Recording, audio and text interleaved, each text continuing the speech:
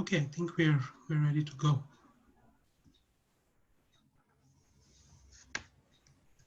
Okay, well, thank you very much for joining us today. I want to just give you a very brief introduction as to what we want to do and why we've sort of organized this. Now, I don't want to burden you with any more webinars that you're subjected to these days, but I thought, we thought this one would be important because Trinity has now set up a legal observatory for COVID-19. And the focus we have is on human rights and COVID-19. And here is our idea, which is that when you think about human rights and COVID, you think about it as a bunch of people who are opposing the government for asking them to stay at home, and that's why they're exercising their human rights. But I think that's a very weird, bad way to think about how human rights may interact with COVID-19.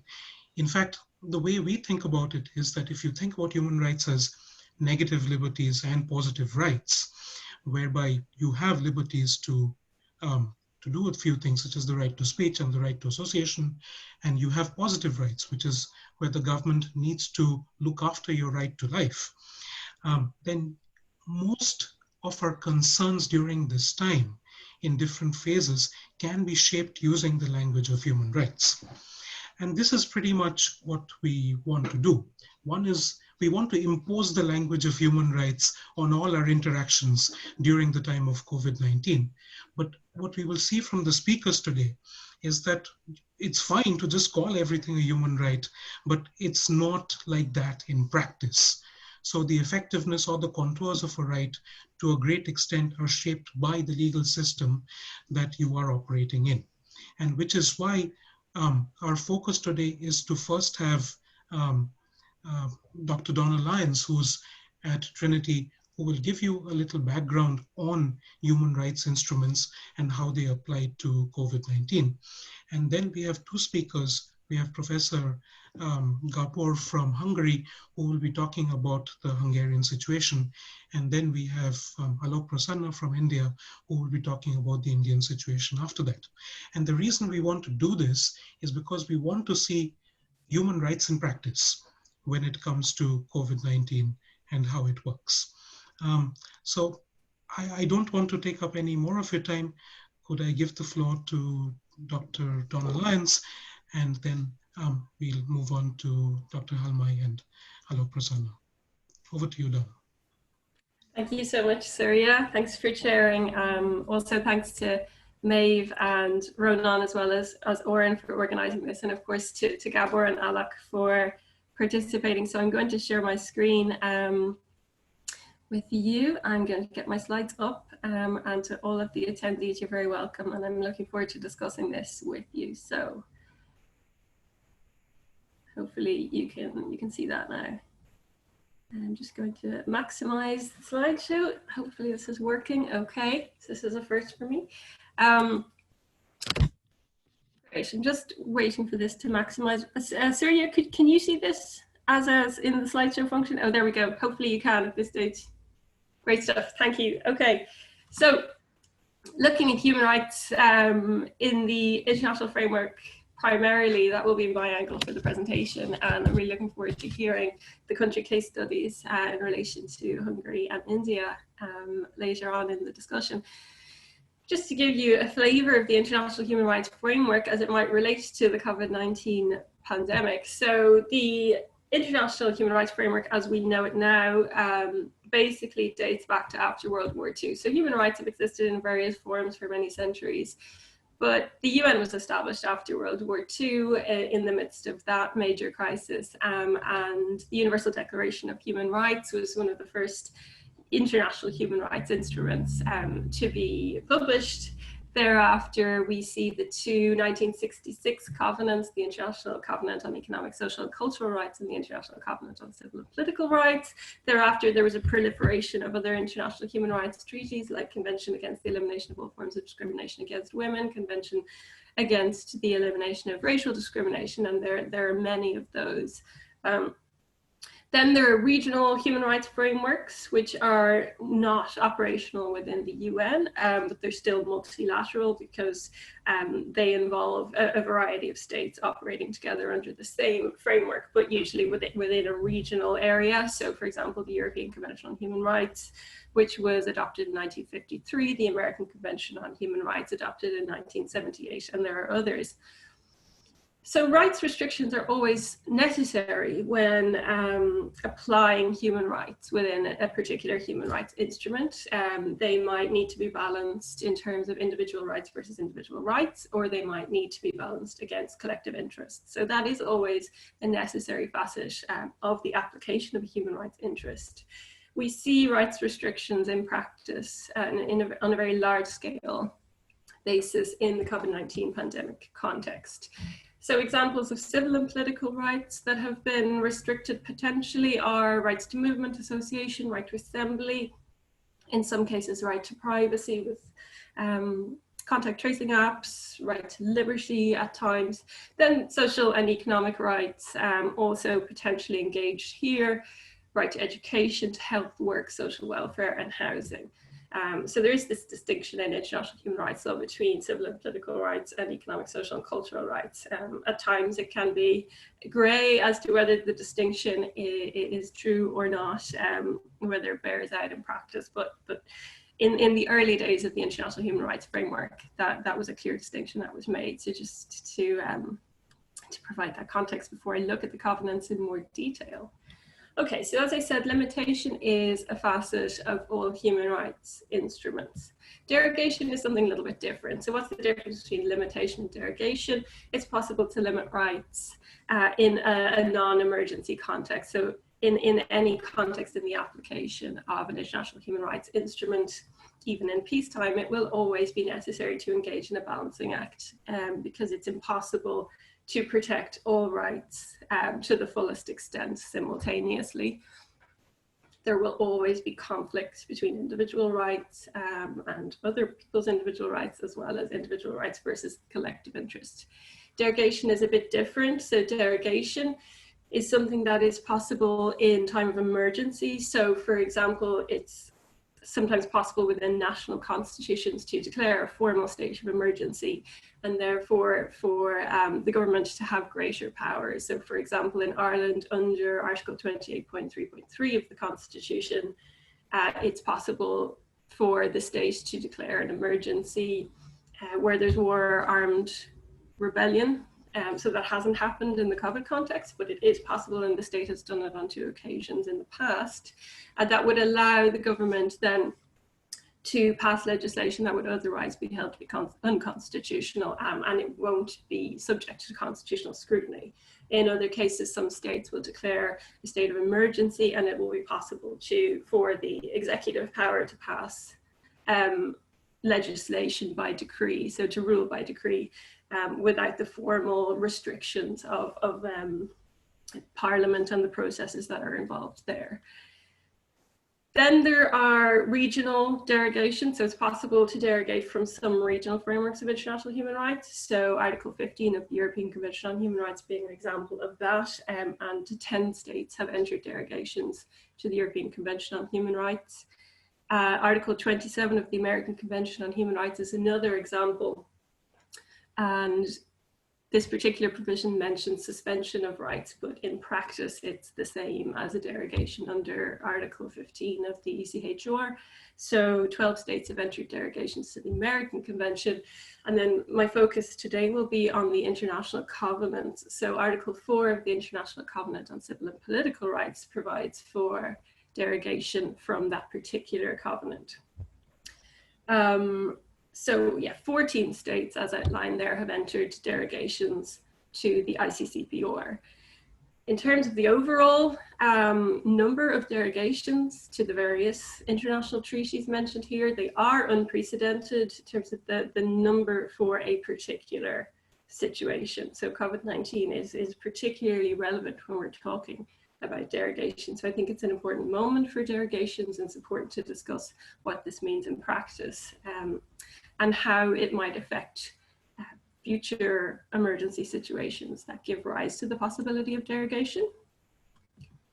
So because we're discussing international issues here rather than national or regional, I'd like to look at the two 1966 covenants in more detail. So they are multilateral. The International Covenant on Civil and Political Rights has 173 states parties.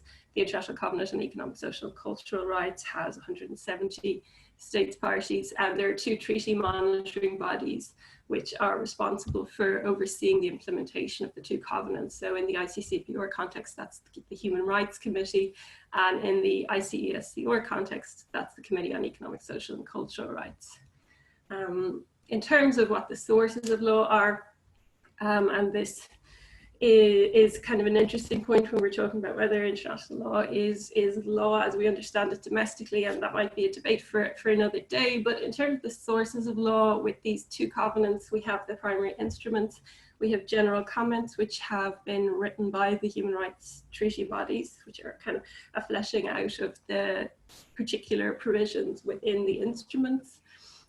There are individual communications on provisions within the covenant, and there are concluding observations which are the result of the treaty body doing a periodic review of an individual state's implementation of the covenant, and the concluding observations document is the document which is drafted by the treaty body in recommending better implementation or further implementation of the covenant domestically. And then there's also quite a new process, which is the Universal Periodic Review process, is something that the Human Rights Council engages in with each state globally on a 4-yearly basis in determining the application of all of the states' international human rights obligations every 4 years. So that's a separate source of law. So a couple of examples then of where these sources of law come into play in the context of communicable diseases. So for example, in 2015, the Human Rights Council,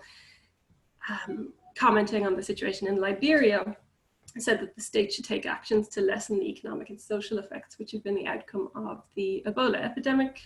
And commenting on Chad in 2009, the Committee on Economic, Social and Cultural Rights noted that the state should increase public spending on health and take measures to prevent and treat HIV, AIDS, pandemic and other communicable diseases. So obviously the treaty bodies are interested in communicable diseases and the state's approach to these, and it'll be interesting to discuss then to what extent can a state derogate from its obligations in order to tackle a health crisis. What are the remedies in the international human rights context? And again, the question of whether international human rights law is law as we understand it domestically, is it the same? It's a little bit different because the remedies available they are occasionally available to individuals, in that individuals can take cases to the Human Rights Treaty Body where their state has ratified the relevant optional protocol. And the optional protocol to the ICCPR has 116 states parties, but to the ICESCR only has 24 states parties. So the remedies for individuals are not necessarily as widely available, but what is available is for the treaty bodies to engage in this regular review process of the state's implementation of the treaty bodies, of the treaties. And this is maybe what you would call a form of soft law or law by nudge, whereby the state will be encouraged on a regular basis to implement fully the covenant or the convention, as the case may be. So it is very different to regular domestic law in that we're talking about states holding obligations rather than individuals holding obligations, and the states won't be subject to criminal prosecution if they're found to be in violation. It doesn't have, international human rights law doesn't have the same type of enforcement mechanisms as domestic law, but it is there and it is still very influential in terms of states' behavior in response to the recommendations that are made by the treaty bodies. So it's worth considering and discussing. In terms of the two international covenants then, so the International Covenant on Civil and Political Rights is a 1966 document, came into effect in 1976. The types of rights that would be engaged within this covenant in the COVID-19 context, there's a list there, but the primary ones we're talking about here really would be free movement, peaceful assembly, right to freely associate, so Articles 12, 21 and 22. It is possible to derogate from the ICCPR. So Article 4 of the Covenant notes that in time of public emergency which threatens the life of a nation and is officially proclaimed, states parties may take measures derogating from their obligations under the Covenant to the extent strictly required by the exigencies of the situation. And Article 4 is elaborated on in the Syracuse Principles, but importantly, the General Comment number 21 provides a more recent elaboration on the requirements of Article 4, and this was introduced following the 9/11 terror attacks in the United States.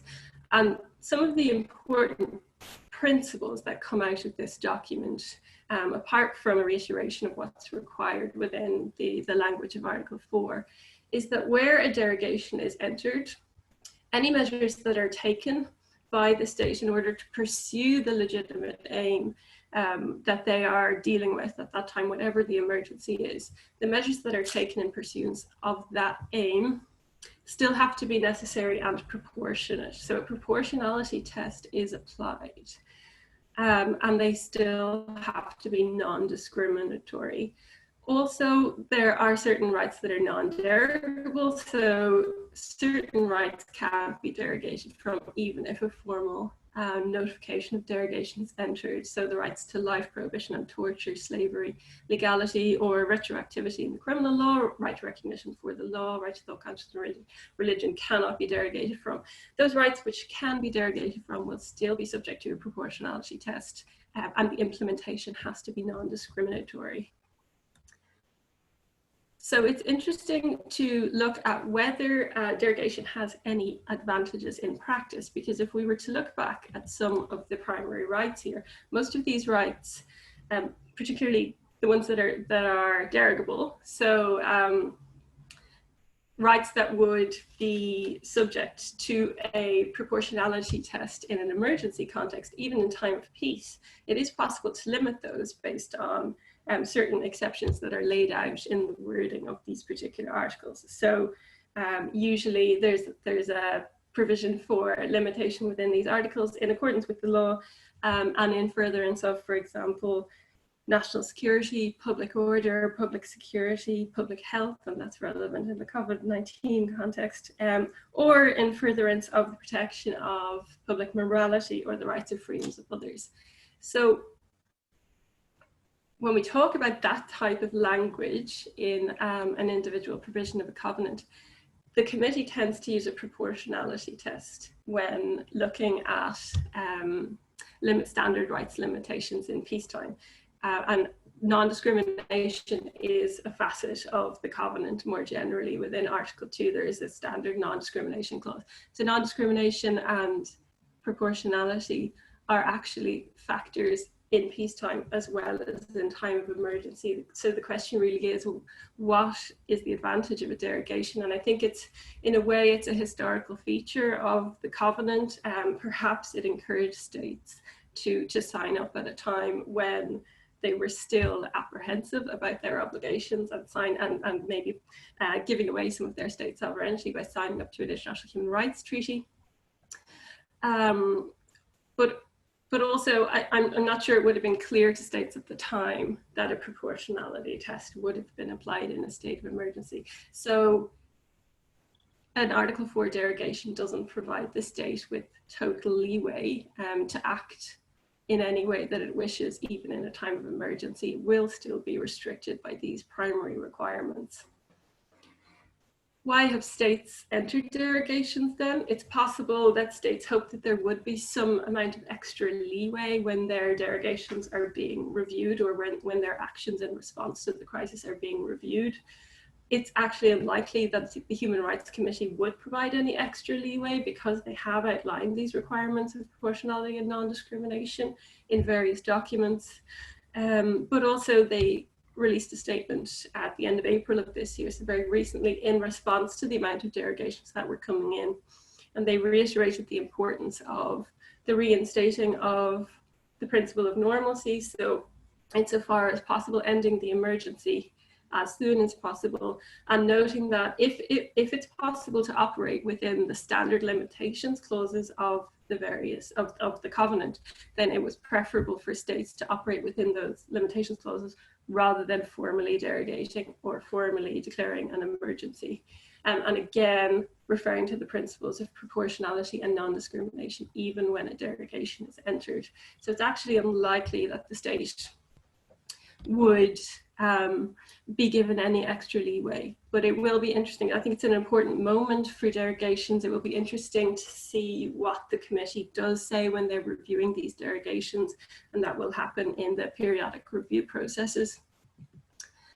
So yeah, again, just is derogation advantageous? It's not really clear that there is any advantage, perhaps in the context of right to a fair trial. So that's the only right that doesn't actually have a standard limitation wording within it, and that is derogable. So that's the only right maybe that is provided with a less stringent standard in a case of emergency, but it's actually not a particularly common right to invoke for derogation purposes. The most common rights that states seek derogation from are movement, assembly, association. So I'm not sure there is any particular advantage to entering a derogation. This is really something to watch, and it'll be interesting to see how it plays out. And then briefly, just to give you an idea of how the International Covenant on Economic, Social and Cultural Rights works, there is no standard derogation clause in this, probably because the requirements of the covenant are less stringent. So the concept of progressive realization, for example, in Article 2.1 allows a state to implement the various rights and requirements to the maximum of its available resources with a view to achieving progressively the full realization of the rights.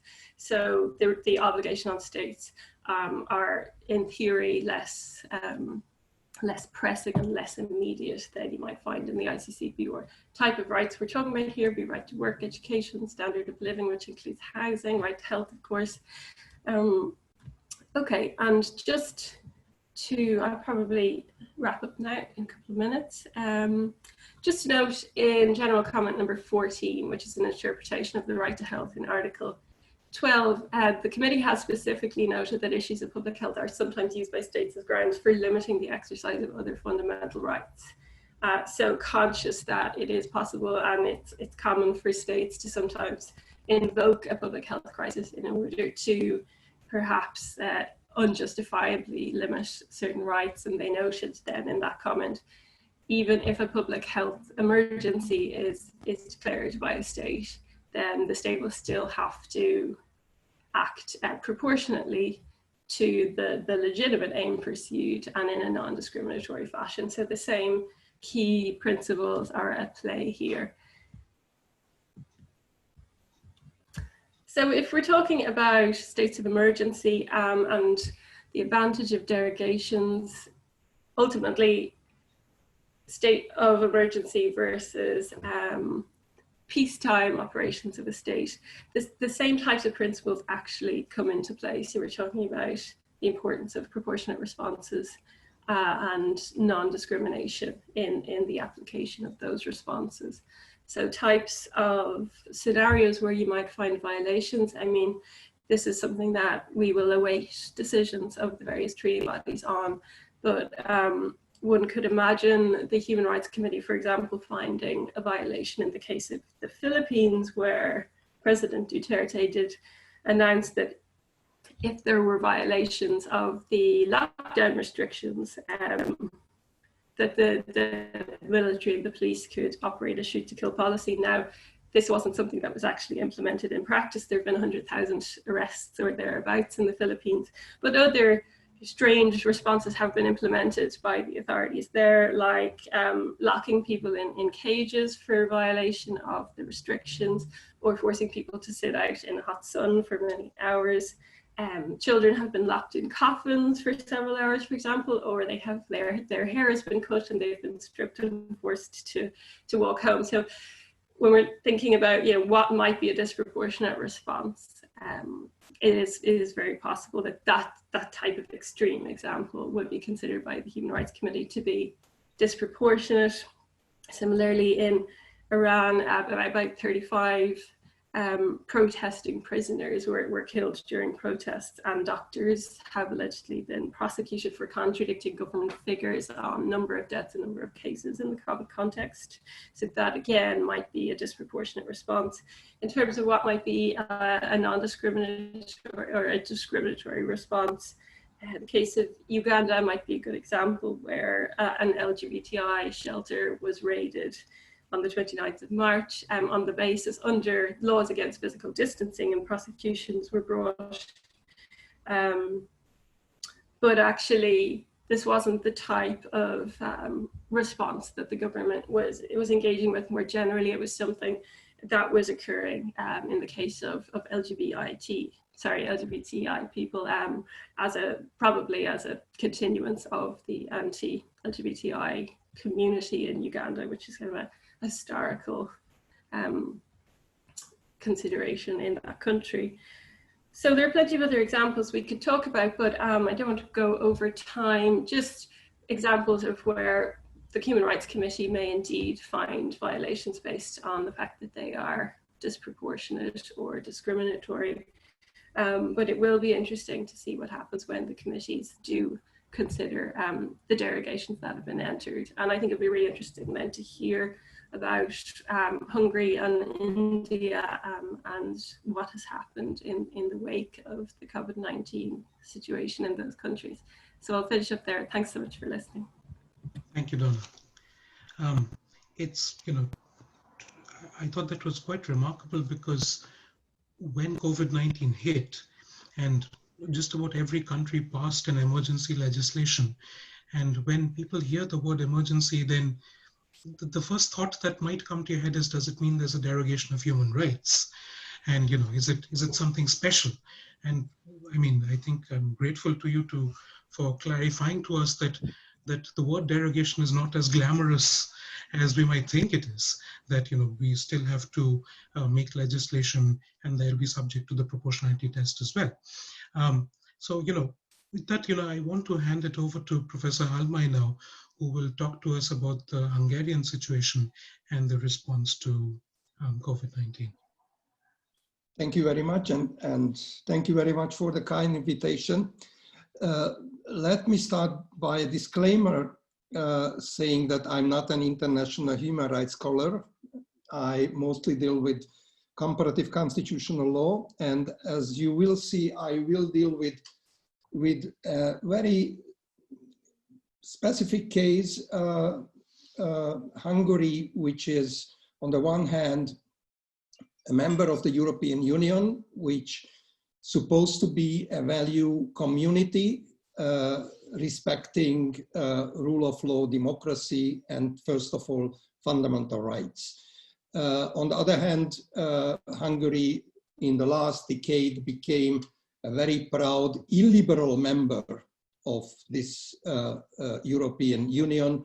Whatever it means, the government of Hungary is proudly announced that they aim at having an illiberal democracy from 2010 onwards, and they enacted a brand new constitution in 2011, which the Prime Minister Orbán called as an illiberal constitution. So I'm emphasizing this because if we are talking about international human rights requirements and standards and derogation from them, in most of the time you will find countries as the mentioned countries, Philippines, Iran, or other countries, and including illiberal democracies within the EU, whatever strange phenomenon it is within the community of liberal democracies, having someone who is proudly illiberal. going against the values. So in those countries, the governments usually do not care about derogations at all. They do not care about violating fundamental human rights because they used to violate rights from the very beginning onwards. So in that respect, I do not think that in the case of Hungary, the standards of international human rights instrument is a very useful standards. The Hungarian government did not bother to make any derogation while introducing the emergency situation. And by the way, talking more generally about emergency situations, as Donna pointed it out, emergency is a toolkit for very, very special treatment of even human rights. So I'm afraid that the international human rights toolkits are not really useful to deal with very special instruments of emergency powers in different countries, even in liberal democracies, but even more so in illiberal democracies. So before I go into the details of the Hungarian government's pandemic responses, let me very shortly describe the starting situation. So when coronavirus hit Hungary, actually in the beginning of March, Hungary was already an authoritarian system. I do not go into the details of defining illiberal democracy, which is, in my view, an oxymoron. If something is illiberal, it cannot be democracy. So I consider the Hungarian constitutional system as an autocratic system. In the very beginning, with a so-called electoral competitive element, because the first Orbán government in 2010 came to power due to a democratic election. But the second and the third election of the same government in 2014 and 18 was due to some electoral frauds. The OSCE monitoring body declared those two elections as not fair elections. So I do not even could say that Hungary is a competitive authoritarian system anymore. The outcome of an election is very much certain, which is against any kind of democratic principles. Anyhow, so this was the very starting point when the crisis hit. Again, this kind of illiberalism meant, on the one hand, dismantling all the checks and balances of the majority power of the government, and on the other hand, also dismantling all the guarantees for fundamental rights. The Hungarian government started with dismantling freedom of media altogether in the very beginning of the end of 2010, and ever since there is no free media in Hungary. They also started very early with dismantling freedom of religion by deregistering about 300 registered churches in 2011. So the starting point has been that there were no fundamental rights guaranteed, and the institutional guarantees were also dismantled by packing the Constitutional Court, very much dismantling the independence of the ordinary judiciary, and so on. So when the crisis started in early March, after a couple of cases of coronavirus contention, the government already introduced an emergency power.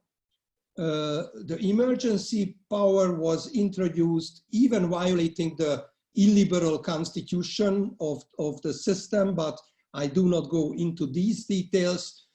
Certainly these kind of emergency power allowed the government to even get rid of the remaining checks and balances and dismantling the remainders of fundamental rights. I go into those details a little bit later. They also used a lot of power, emergency power, to discredit not only local governments but opposition parties in the parliament. But probably what is even more important, they introduced this emergency situation without any limits. The government introduced, and the 2/3 majority which the government party enjoys in the parliament actually voted in an enabling act at the end of March. The enabling act actually, without any kind of limitation, time limitation, allowed the government to issue any kind of governmental decree, changing any possible laws, suspending any institutions, suspending any laws, and so on. Let me mention a couple of grave violations of human rights, fundamental rights by decrees. One of the first decrees suspended the so-called General Data Protection Regulation of the EU. You may be aware of the functioning of the European Union on the basis of primacy of EU law. So if a member state suspends the EU law altogether on a certain area, that means that EU law's primacy does not apply anymore. And this applied to data protection, freedom of information, freedom of expression altogether.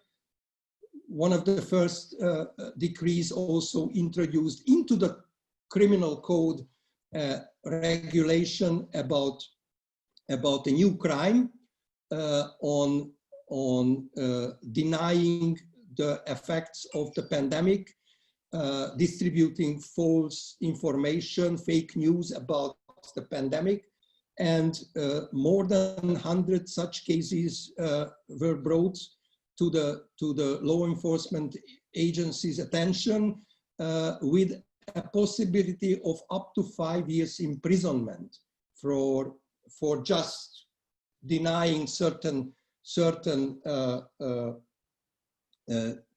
facts, which, needless to say, meant the dismantling of the remainders of freedom of expression altogether. No journalist dared to say anything after this measurement.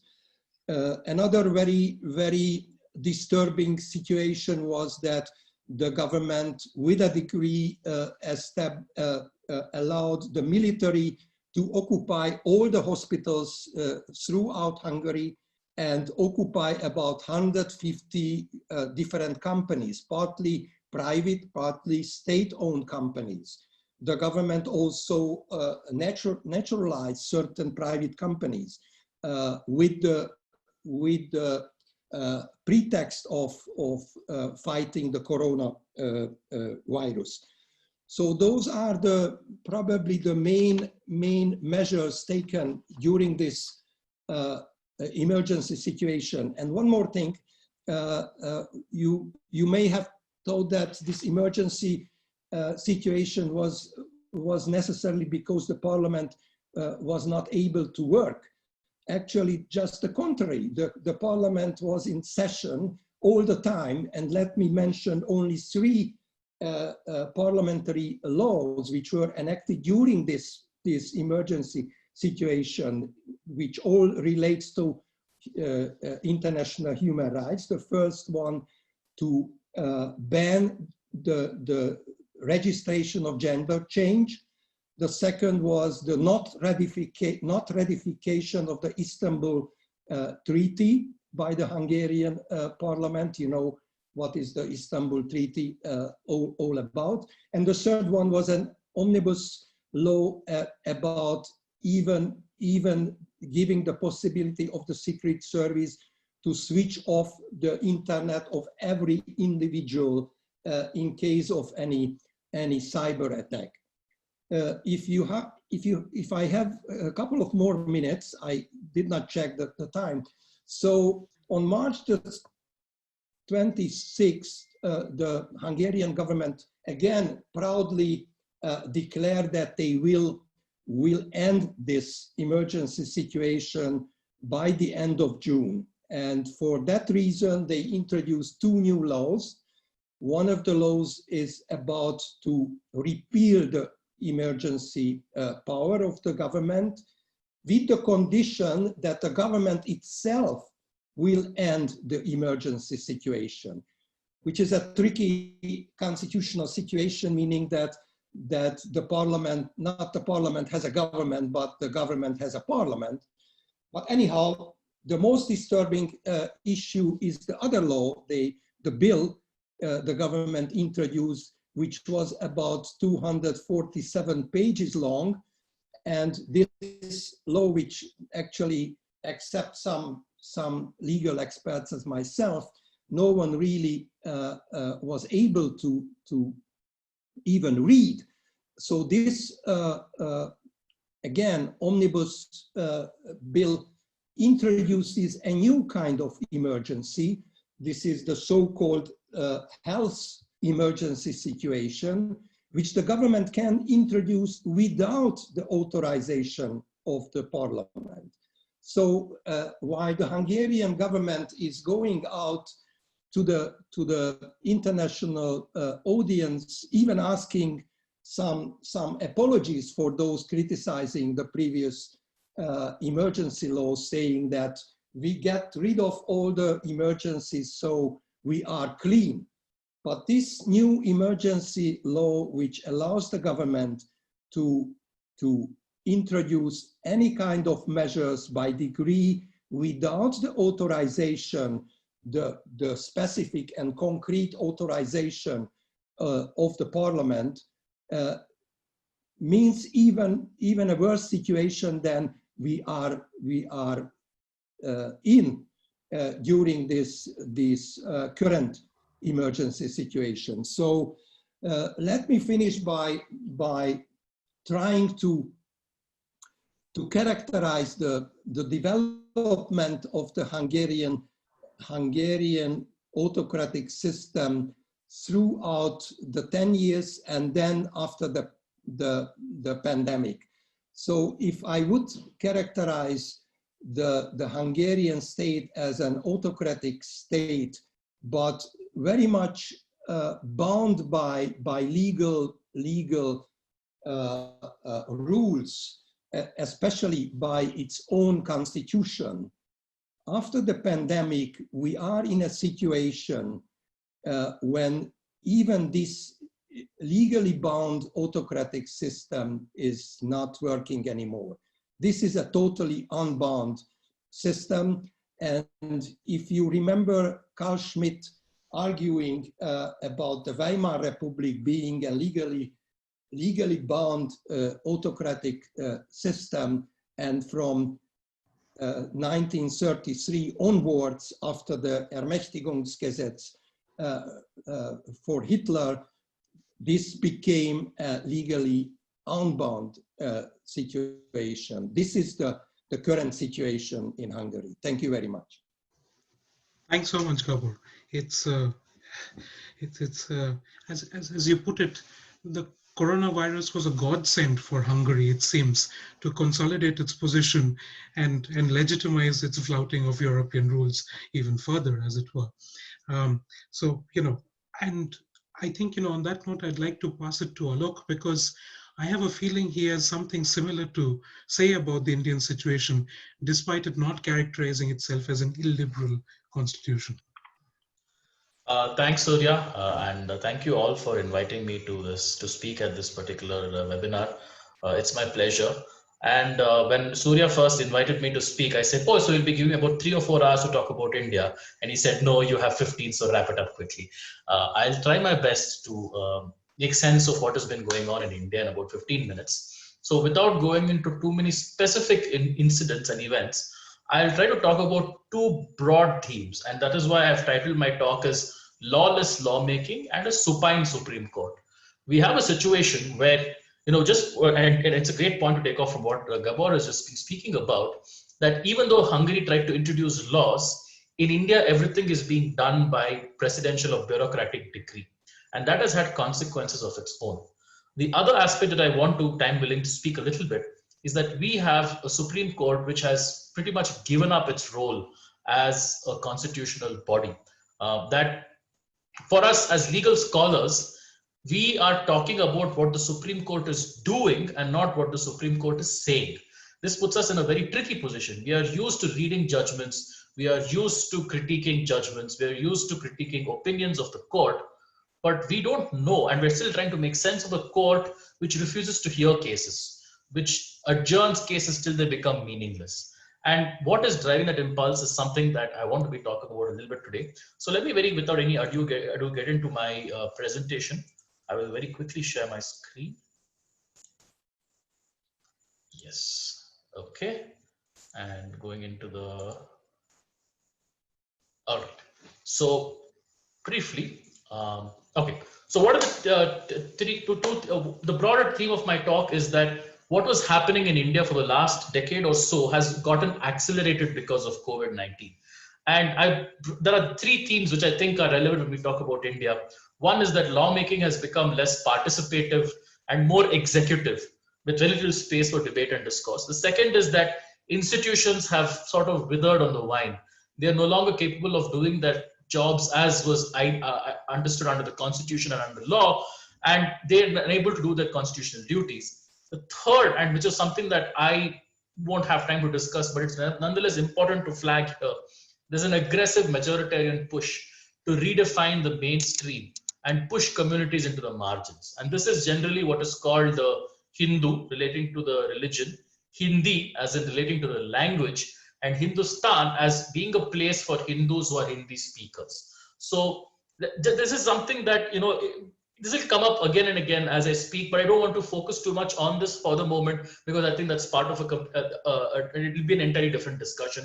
But I want to talk about the first two specifically. Okay, as I've said, this is what I'll be talking about. But very briefly, to start with a little bit of the constitutional and political context prior to COVID-19.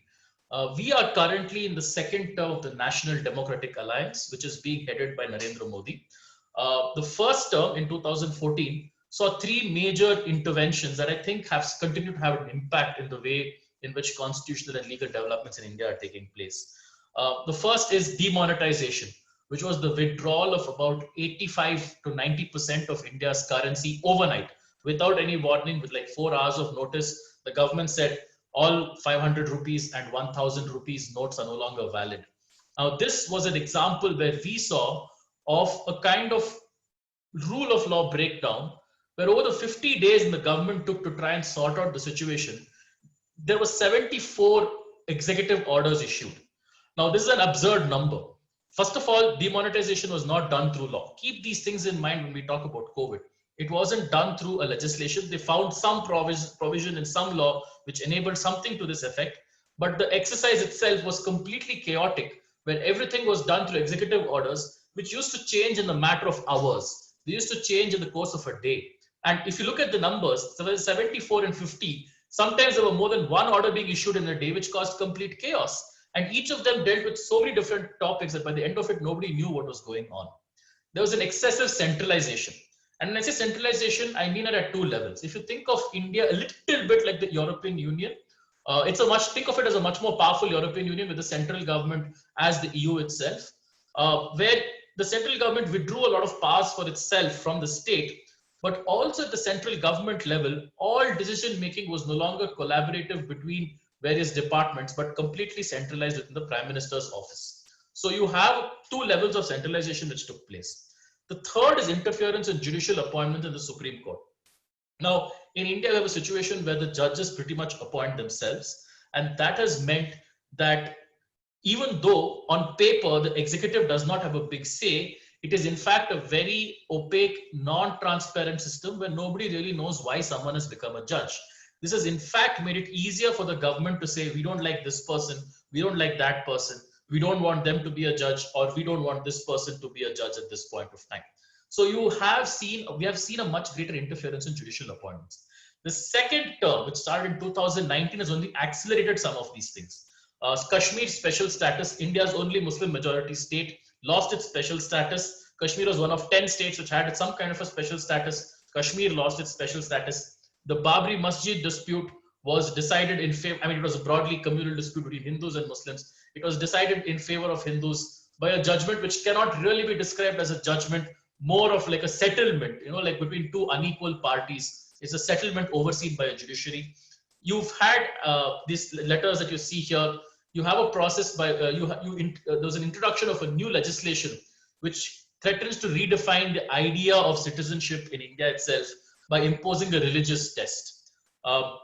Citizenship in India is not a constitutional definition, it's defined by law, and this law wanted to redefine citizenship to exclude Muslims from certain countries from even applying for citizenship, or rather applying on a certain procedure for citizenship. It led to massive response, and which was unfortunate, which was cut short because of the response to COVID.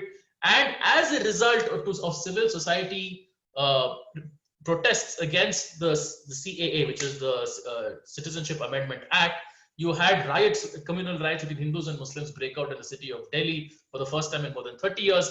And very clearly, the government took the side of the Hindus in the riots, basically trying to pin the blame on Muslims and so on.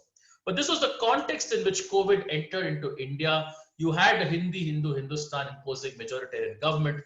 There is a disregard for constitutional norms and processes. There is an extreme centralization of power, where bureaucrats decide and members of parliament implement. I think Gabor put it well that, instead of a parliament having a government, it is a government which has a parliament.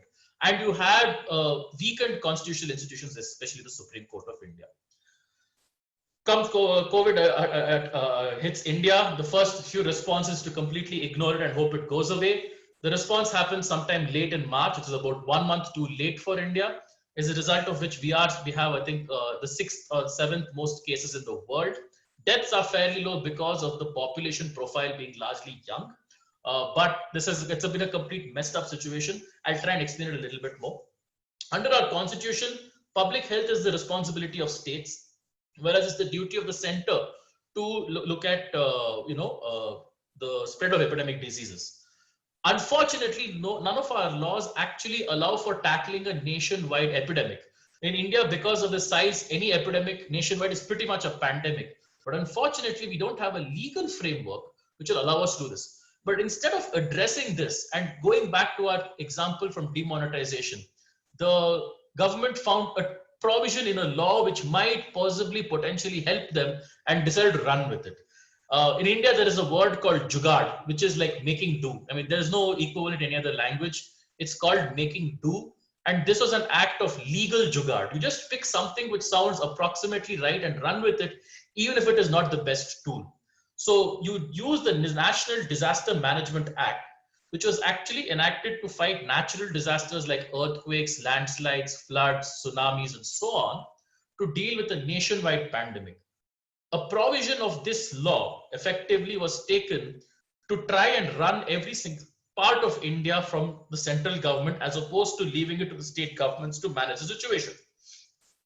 Although on paper there is supposed to be a National Disaster Management Authority overseeing this, and there's a National Executive Committee overseeing this, in reality the entire exercise was run out of the Prime Minister's office and the Ministry of Home Affairs. A very influential minister of the present government runs the Ministry of Home Affairs, and that has taken over the decision making. What has been the impact of this? You've had, again, as I mentioned with the demonetization, you had 94 orders, guidelines, addenda, letters in 68 days. This is legal chaos. This leads to the kinds of rights violations that you can't even imagine. One of the biggest tragedies has been that this has created such chaos and confusion that migrant workers have tried to walk hundreds of kilometers back home. Imagine someone trying to walk from Paris to Hungary, right? Because there is no means for them to get back home, and the cities where they're living in have made no provisions to provide for migrant workers who are suddenly without jobs, without food, without shelter, because an overnight lockdown was imposed by the government. There has been no systematic consultative process.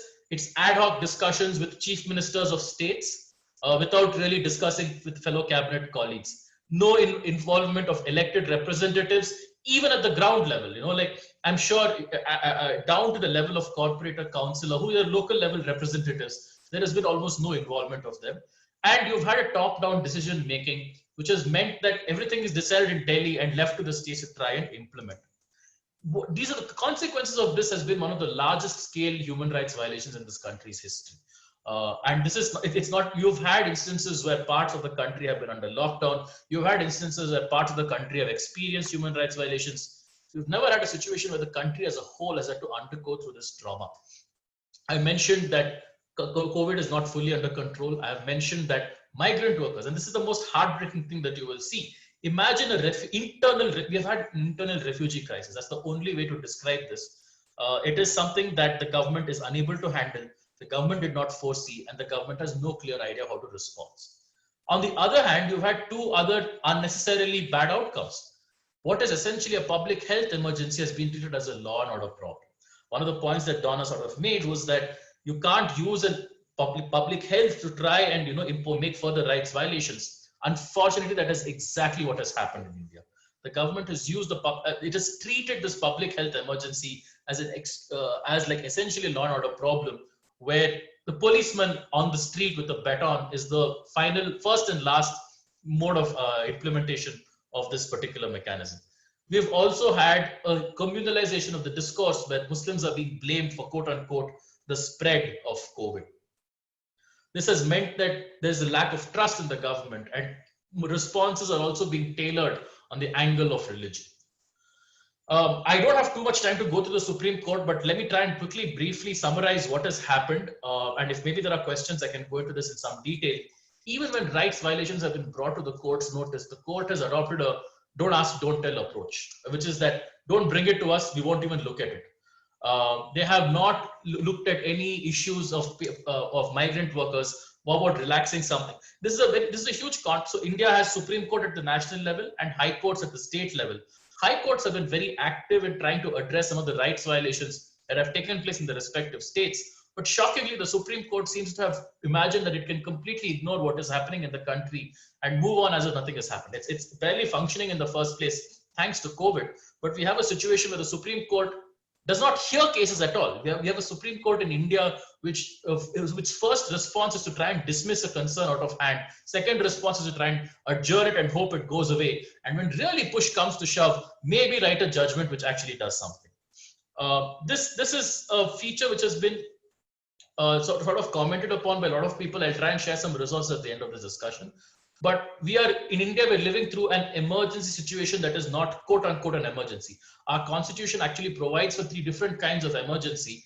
And as Gabor ended the end part of his speech to invoke Carl Schmitt, we are in an emergency situation which was not envisaged in the constitution. It is still a little bit bound in the sense that powers are being drawn from a law, but those powers are being extended and used in a manner which is way beyond the law. To come to a point that Donna made right at the beginning, which is about how even any derogation of rights have to be in the framework of a law. What we have is pure executive abrogation of rights. It is not in any manner through a law passed by Parliament, and it has ensured a large-scale deprivation of rights.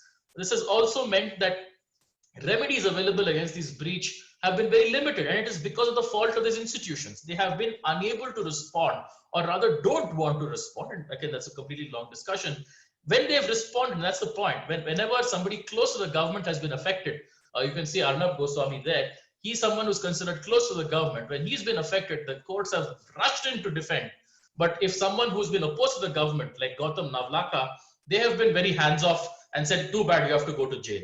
So this is the something which, tells us that there is something fundamentally wrong with the way our institutions respond in situation.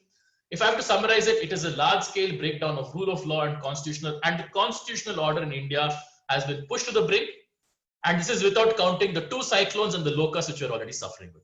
So bringing that on that very happy note, I will end this discussion and I will wait for your response.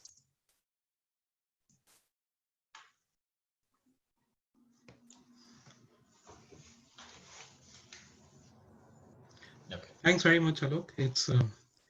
It's always refreshing to hear what the current government is up to in India these days. But it's what we do get. I mean, if I don't want to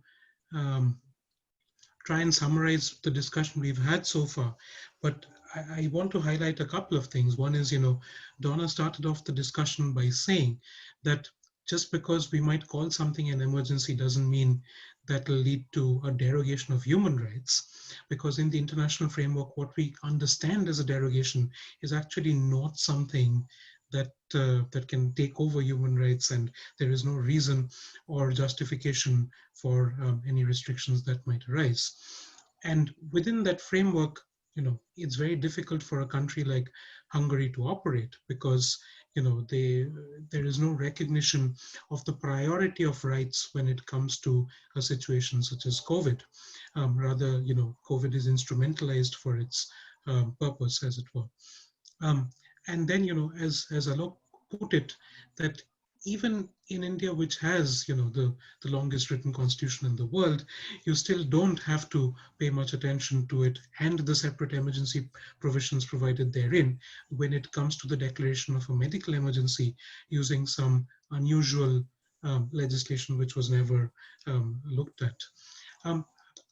There's one thing which, it's sort of like a question which I've been mulling over for the longest time, which is, when we are thinking about COVID and when we are thinking about how we are going to respond to it, it's in a very state-centric framework that we think about it in terms of one powerful government which can do something about it.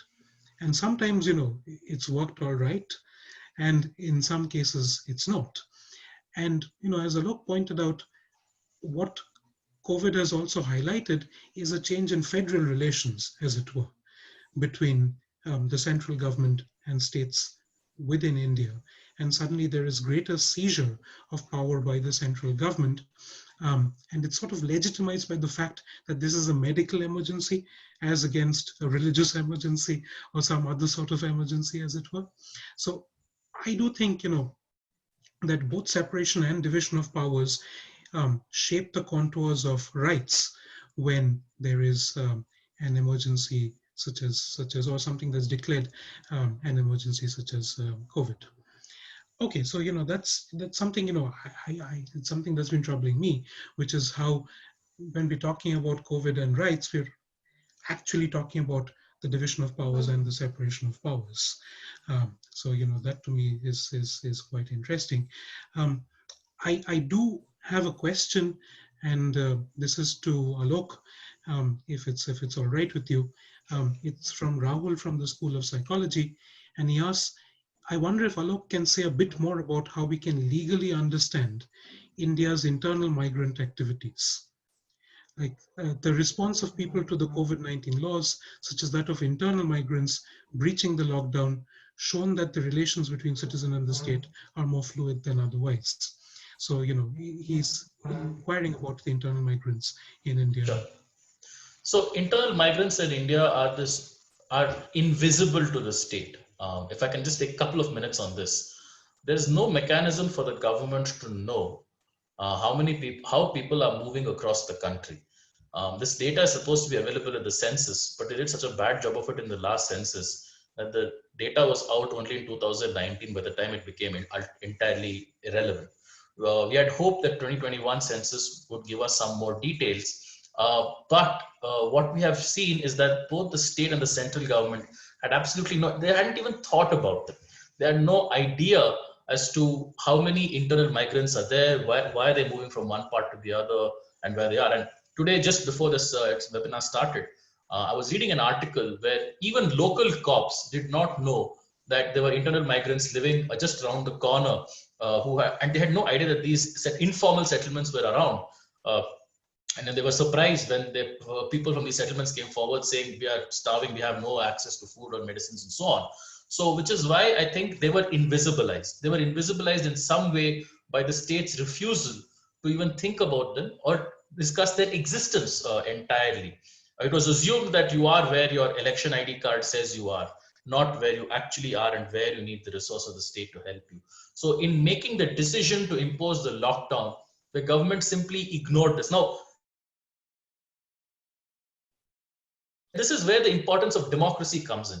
If you had spoken to the local leaders, if you had spoken to local authorities, if you had spoken to the councillors, the corporators, the lowest tier of government, any one of them would have told you, look, you have to make some provision for people who have moved into this part of the country from the opposite end of the country, because they are not going to be able to survive if they don't get their daily wages. And this is where this absence of democratic accountability comes in when you look at some of the decisions taken by the governments. That you assume that you are able to decide everything on paper sitting in Delhi without having to undertake this hard task of consultation, of debate and discussion, even in an emergency situation. And it makes a difference. The states which have followed this process of involving local people have been able to manage COVID much better than states which have taken this. In India, we think back to the Mughals who used to issue these orders, issue these decrees or farmans to the rest of the country or to the rest of the state.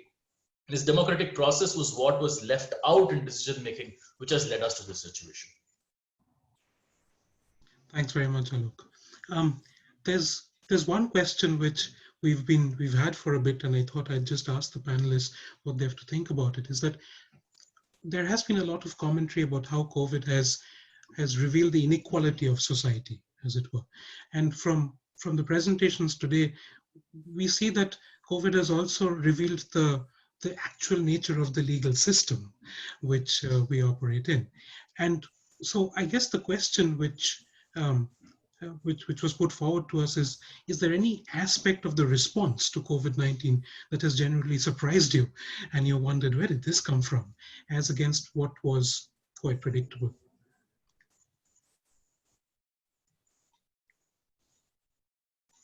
If Gabor or Alok, if Donna. Yeah, sure. Yeah, if I may jump in. So, needless to say, there is no surprise from my side. So this government started this policy 10 years ago, and they never let a possibility go when they can even further dismantle democracy. So COVID was such kind of opportunity to go even deeper. And regarding equality, the Hungarian system is based on a kind of social Darwinism from the very beginning. Orban, even after the coronavirus breakout, emphasized that our society is based on work. So all those who are not able to deal with the problems, the government is not there to help. So they did not even bother to raising unemployment numbers. So equality certainly increased during the virus, and of course those who were worst off were touched upon by the virus the most, and the government certainly did not do anything about it. The only thing they care about is the kind of middle class people. They even introduced some benefits for larger families fearing from demographic kind of kind of disaster. So, but this is a very nationalistic approach. They always emphasized that we need to keep Hungary as a society being consisted of Hungarians. By the way, Hungary still have an emergency since 2015, a migration emergency, which was kept by the government in every half a year. Last time in early March, just after the COVID entered into the country. So this is a kind of homogeneous, the perception of a homogeneous nationalist society, which the governments build up and not being care of any of those who are touched upon by the crisis. And just to add to that, if I may take half a minute, I think again the reaction of the government, I don't think surprised so much, but I think the scale of the problem was a surprise. And I say scale of the problem, I mean the scale of the need to take care of migrant workers. And I think, you know, I've lived in Bangalore long enough, and I thought that I knew approximate demography of the city. The numbers that we are seeing, the kind of difficulties that people are undergoing has completely shocked me in terms of its extent. So in terms of, I think, how the response of the government went, it was definitely going to fail, but I guess the magnitude of the failure was what has surprised us, especially in terms of how brutally affected the weakest and the most vulnerable part of our population have been. Thanks, Alok. Sorry, Donna, please go ahead. Sorry to interrupt you there. Yeah, I think that's a really good question, actually. So thanks for asking that. I think it's very important in that some of the responses are actually revealing in terms of the historical patterns that were already there. So I would agree with the other speakers. I wasn't terribly surprised when looking at the various responses of government. So as Gabor was saying, many of the very obviously disproportionate responses are by states that are derogating, that have historical patterns of human rights abuses anyway. And then there are situations which get a bit of press, like for example in Croatia, you might have seen recently 30 asylum seekers were crossing the border from Bosnia-Herzegovina into Croatia, and the police allegedly spray painted their heads with crosses and told them this would cure you from coronavirus, and they were beaten and driven back to the border. And this got press as a kind of a COVID-19 response, but in fact, when you look into it in more detail, these types of human rights abuses at the border between Bosnia-Herzegovina and Croatia are happening all the time. So in fact, it's just a perpetuation of a form of discrimination that's happening anyway, and it's being reported in the context of COVID-19. Similarly, when we look at responses in Brazil, the UK, the US, where it might be said that the economy is being prioritized over health, the health of the community, these were patterns that were taking place before any of this hit. And as Gabor was saying, places like Iran, the Philippines, Uganda, they had historical patterns of abuses. And so, it's interesting to see they're not even derogating from the international covenant. So I wasn't terribly surprised, but certainly, as Alok was saying, so sometimes it can be a surprise by the scale of the problem rather than the emergence of the problem. Well, thank you very much, Donna. And I believe, that's all the time we have today for the questions that we've received. And, I just want to thank all the panelists for taking the time out and coming and discussing this issue with us today.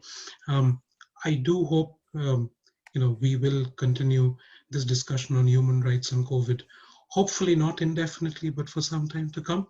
And well, I think a good way to start off the discussion is that let's think twice before we call something an emergency and do things in that light.